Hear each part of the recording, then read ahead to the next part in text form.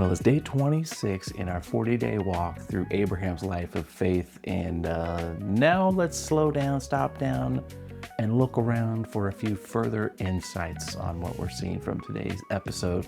And today's episode really is all about the question, the observation. Hey, old habits really do die hard, don't they? And the question is why and what to do about it. Um, if you're looking for an example, well, just look to Abraham today. Am I right? Once again today, Abraham, gets creative, puts Sarah and God's promise of a son with her at risk, puts them in the arms of a powerful king. And once again, we see God intervene. Not the first time we've seen this, but it's even just more out of place than ever at this point in Abraham's story. Now, we could definitely wag our fingers and roll our eyes at Abraham today. And let's be honest, he deserves that. He should get a little roasted for this. This is ridiculous.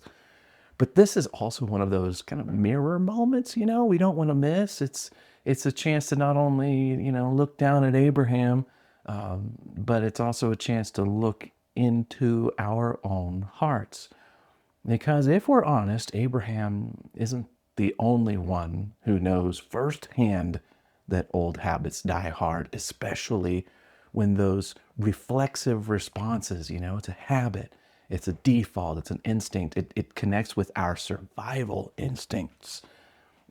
Abraham returns at times to these old patterns of behavior, even though at this point in the story, God has reassured him time and again that he would have a son and countless descendants, right? He would live to a ripe old age. God's told him that. And God said he would bless Abraham, to bless him to the point that every family on earth would be blessed through him. And yet, all right, and yet, here he is at Gerar with Abimelech, reaching into his old bag of tricks, right? And it does feel so out of place in the story right now, doesn't it? I mean, 20 years ago, there's a famine, he's in Egypt, maybe, but now we're a couple more decades into the story, and now he's seen God do so much. He's spoken eye to eye with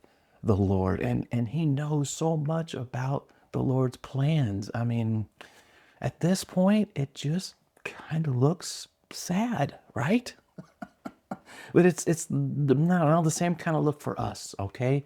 If we're going to be real here, same kind of look. It looks sad when we default to our old coping strategies in moments when we feel the tension in our own life start to rise. How does that look, in our world, in our time and place? Well, here's a couple ideas, right? I kind of brainstormed this. Look, we when we shut down during conflict because when we were growing up, emotion was dangerous. How's that?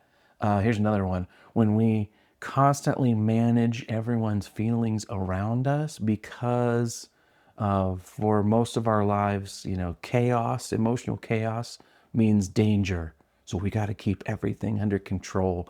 What about when we lie just a little bit, to kind of protect our image, maybe at work, we tune up the resume, and just inflate the language a little bit, or, how about this one?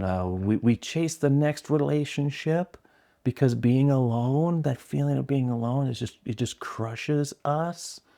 How about this one? When a parent, okay, so this is what I'm thinking of for me. A parent becomes harsh and controlling when we see our child doing something scary, right? We kind of break character and the old way of just getting in there, takes over. How about another one? How about when we use busyness to avoid grief? Ever done that? Not a lot of us do. Oh, or how about this one? We retaliate the second we feel disrespected. Someone disrespects us and we bring down the hammer, right? How about this one? We numb ourselves with, booze, porn, food, We're just doom scrolling at the end of a long, hard day. We're just trying to escape. We're trying to look for comfort. And another one, what about when we sabotage good things happening in our lives because our old habit tells us just a matter of time before we wreck the whole thing anyway? Might as well do the damage on our terms, right? Each one of those, that's just common coping strategies. They're so common, they're so typical, it's just default behavior. And you know what? They are also so out of place in a life where we know we are secure in God's love for us. And we know we have the power of the Holy Spirit to help us live out life with Jesus' mindset. It's sad. It just looks sad. Now, going back to Abraham for a second, think about Abraham, right? At this moment in the story, of course, Abraham is scared. He feels like his back is against the wall, and as a result, he reacts with an old response. Now, here's what's crazy, because he has not imported what he knows about God, what God has told him, the promises he has from God. He's not imported those into his inner life, the part of him that just responds and reacts by default.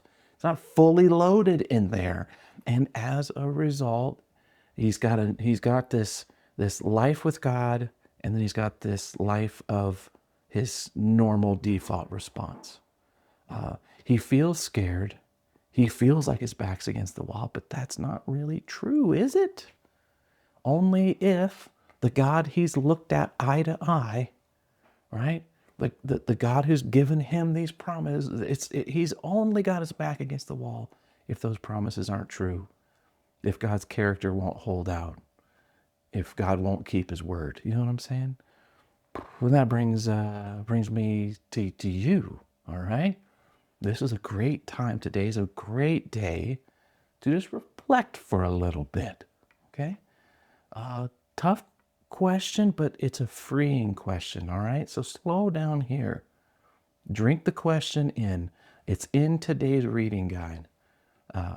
Do you have any ways of handling life that linger from the time before you became a believer? Are you bringing your old survival skills into your new life with Jesus? Our man Paul talks about this tension in the New Testament between our old habits and our new way of life. Here's how he says it. He says, "My old life has been crucified with Christ. It is no longer I who live, but Christ lives in me. And so I live in this earthly body by trusting in the Son of God who loved me and gave himself for me."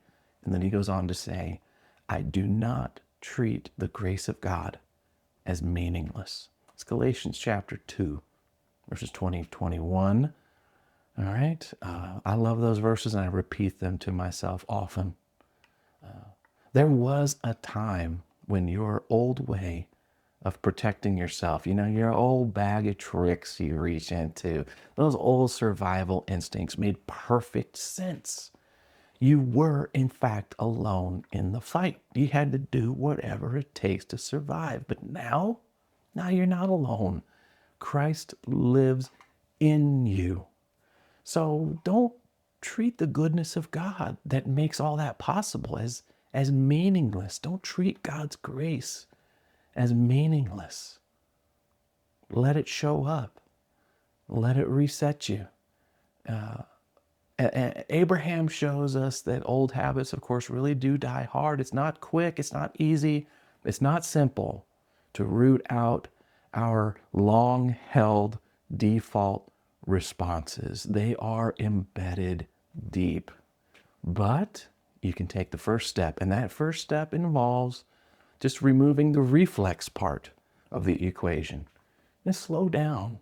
Notice your responses and name them. You know what I'm saying? With honesty. And when you start to see those responses, then you and God can talk about them by name. And that brings up today's big idea as we tie a ribbon on this, looking down here in the reading guide. The big idea, hey, old habits really do die hard, especially when they are connected to our survival instincts. You know, Abraham has walked with God for years, but he still reverts to an old pattern today. Here's the punchline. A life of faith reevaluates old habits and patterns of behavior, especially, that's the one right there, especially the ones that feel like they are common sense, tried and true. You know what I'm saying? So today is a great day to start to reflect and refresh those old habits to reflect your new faith.